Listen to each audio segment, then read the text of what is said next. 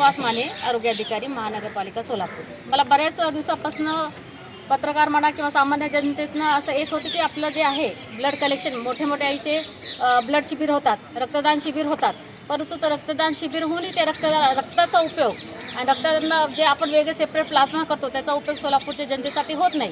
त्याची तस्करी म्हणा किंवा बाहेर स्टेटमध्ये ते पाठवले जातं, परंतु आमच्याकडे तसा ठोस पुरावा आत्तापर्यंत नव्हता. यामध्ये मला अन्न प्रशासन विभागाचं पण पाहिजे तेवढं सहकार्य त्यावेळेस मिळालं नव्हतं. परंतु आता आमच्या काही जनतेने इथं जे आहे त्यांना काही संशयास्पद एका गाडीला पाहून आल्यामुळे त्यांनी ती रोखली गाडी आणि त्यानुसार मला कळवलं.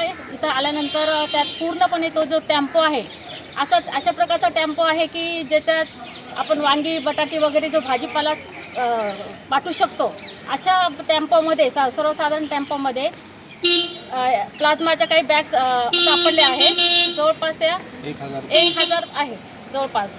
आणि प्लाझ्मा हे AC कंडिशन गाडीमध्ये पूर्णपणे ACच्या वातानुकूलित ह्याच्यामध्ये ट्रान्सफर करायला हवे, तर त्याचे पूर्णपणे उल्लंघन झाले आहे नियमाचे. आणि त्यामुळे आम्ही ही गाडी व्यवस्थित चेक करून तो प्लाझ्मा ज्या ब्लड बँकेतनं कलेक्ट केला आहे तिथे आम्ही आता परत पाठवत आहे. अन्न प्रशासनाचे अधिकारी आल्यानंतर चौकशी होऊन त्यांच्यावर रितसर कायदेशीर कारवाई आम्ही करणार आहोत.